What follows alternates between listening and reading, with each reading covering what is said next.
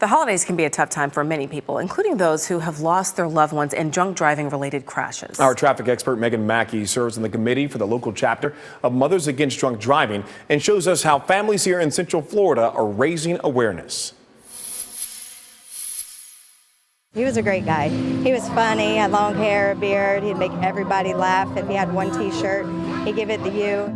For people like Alicia Morgan, the holidays can be especially tough. She lost her cousin Daniel Farmer last year after he was hit and killed by a drunk driver when he was walking to work. To have somebody's life taken because of someone else's recklessness is sort of hard to get over. To keep his memory alive and bring awareness to drunk driving, Morgan joined other families and members of Mothers Against Drunk Driving at Fun Spot in Kissimmee to decorate Christmas ornaments with the faces of local victims who lost their life to impaired driving. We want everyone to enjoy the holidays, to ensure that they're there to spend it with loved ones. If they choose to have alcoholic beverages, to please drink responsibly, but don't endanger the public or yourselves or other families because you choose to be irresponsible and drink and drive. Christy McElroy is the director for the local chapter of Mothers Against Drunk Driving. She is a former deputy for the Osceola County Sheriff's Office and wanted to give families a way to connect and remember those they lost to DUI going into the holidays.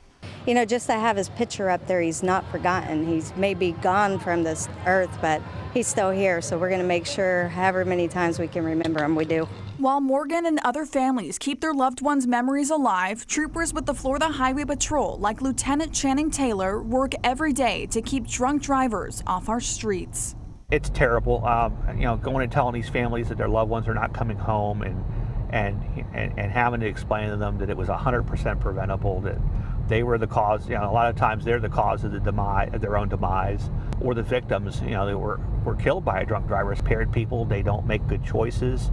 In 2015, Lieutenant Taylor was shot on patrol when he says he was attempting to pull over a suspected impaired driver. He's since recovered and now educates troopers statewide on how to detect drunk driving. As I watch this car right here, this guy just dipped over in the bike lane one time, so I'm watching him. He's going to do it again. So just kind of keeping an eye on it, and he might be on the phone, or he might have an impairment issue. I don't know. So if he does it again, I'm going to stop and check with him. Hi there, everything okay? Yeah. When I was on patrol with him, he stopped this driver who he suspected might be impaired.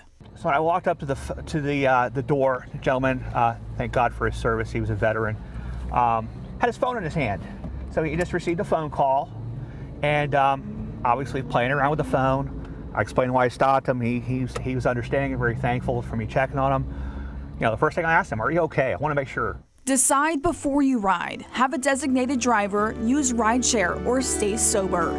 And if you even think of driving impaired, remember people like Alicia who hold on to the memories of her cousin Daniel and wish nothing more than to spend one more Christmas with him. Megan Mackey, WESH 2 News. December is National Impaired Driving Prevention Month. Florida Highway Patrol and other law enforcement agencies will have additional enforcement on the roads through the first of the year.